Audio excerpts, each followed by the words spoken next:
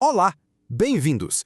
Hoje a gente vai analisar de perto as ideias centrais de uma obra super influente, O Pequeno Manual Antirracista, da Djamila Ribeiro.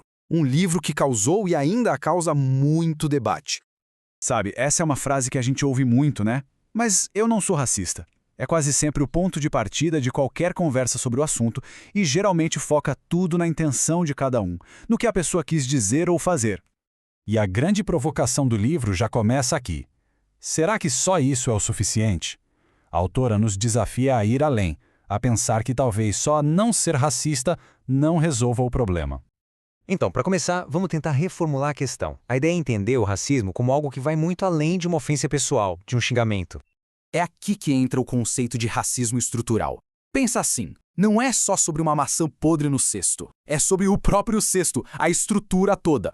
O livro argumenta que o racismo é um sistema, algo que está na base de como a sociedade se organiza, e que, por causa disso, acaba criando e mantendo as desigualdades, muitas vezes de forma automática. E olha que forte essa citação do Silvio Almeida. O que ela diz é crucial. Ficar em silêncio, se omitir, também tem um peso. Acaba, mesmo que sem querer, ajudando a manter o sistema do jeito que ele está. A responsabilidade, então, não está só no que se faz, mas também no que se deixa de fazer. Certo. E para a gente entender como esse sistema funciona hoje, é fundamental voltar um pouco no tempo. A gente precisa olhar para como ele foi construído lá nas suas raízes. E um dos primeiros pontos a se desconstruir é aquela velha ideia de que a escravidão no Brasil foi mais grande, mais humana do que em outros lugares. É um mito bastante comum, mas, quando a gente olha para os fatos históricos, a história é outra, bem diferente. Olha só esses números, por exemplo. Eles mostram uma realidade brutal. A expectativa de vida de um homem escravizado aqui no Brasil era de 20 anos. 20. Nos Estados Unidos, que também teve uma escravidão terrível, era de 30. Essa diferença de 10 anos diz muita coisa, né? E essa desigualdade não foi um acidente. Ela foi construída, inclusive por meio de leis. A abolição em 1888 veio sem nenhuma política de reparação ou inclusão. E logo depois, leis como a Lei de Terras de 1850, que dificultava o acesso à terra, e o incentivo à imigração europeia, tudo isso ajudou a garantir que a população negra recém-liberta continuasse excluída do poder econômico e social. E é muito importante entender que essa base histórica não ficou lá atrás, no passado. Ela tem reflexos muito claros hoje. Vamos dar uma olhada em como esse sistema aparece nos números do Brasil atual. Isso nos leva a outro mito muito forte no Brasil, o da democracia racial. Aquela ideia de que aqui as raças convivem em harmonia, sem conflitos. É uma imagem bonita, né? Mas os dados mostram uma realidade bem diferente. Essa pesquisa do Datafolha é impressionante. Olha a contradição. 89% das pessoas entrevistadas concordam que existe racismo no Brasil. Mas, ao mesmo tempo, 91% dizem que não são racistas. Fica uma conta que não fecha, né?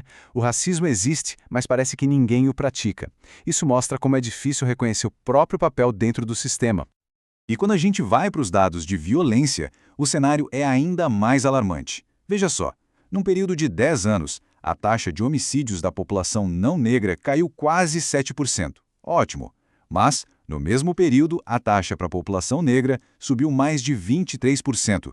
São duas curvas indo em direções completamente opostas.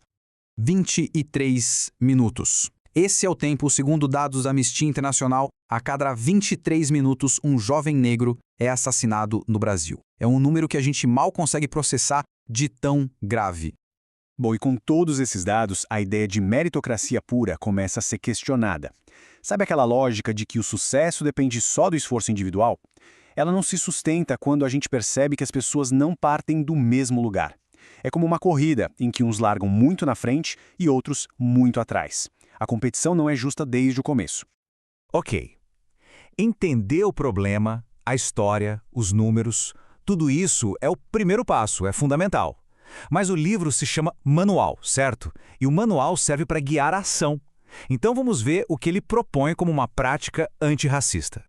A Djamila Ribeiro, então, propõe uma prática bem direta, com 3 passos principais. A ideia é sair de uma postura passiva de não ser racista para uma postura ativa de ser antirracista. Primeiro, se informar. Segundo, questionar o lugar da branquitude. E terceiro, agir para transformar os ambientes que a gente frequenta. E o que significa transformar seus ambientes? Bom, na prática, são coisas bem concretas. É apoiar políticas afirmativas, como as cotas. É consumir e divulgar a cultura produzida por pessoas negras. É contratar e promover profissionais negros. E algo super importante, é não se calar diante de uma piada ou comentário racista. A mudança, segundo o manual, começa nesses espaços do nosso dia a dia. E para fechar, o livro traz uma mudança de mentalidade muito poderosa sobre qual é o papel de cada um nessa luta. Essa frase da Djamila é o coração da proposta. Ela faz uma distinção muito importante entre culpa e responsabilidade. A culpa pelo passado pode paralisar, deixar a gente sem saber o que fazer. Já a responsabilidade pelo presente e pelo futuro, essa sim, nos move para a ação. É um convite para agir. E fica a lição de que ser antirracista não é um selo que a gente ganha, uma identidade fixa. É uma prática contínua, que exige aprendizado constante, questionamento e, claro, ação. E nem sempre é um processo confortável. No fim das contas, o manual não dá todas as respostas. Em vez disso, ele deixa uma pergunta no ar. Uma pergunta que ecoa. Ele explica o problema, dá ferramentas, mas a pergunta final, essa fica para cada pessoa responder por si mesma.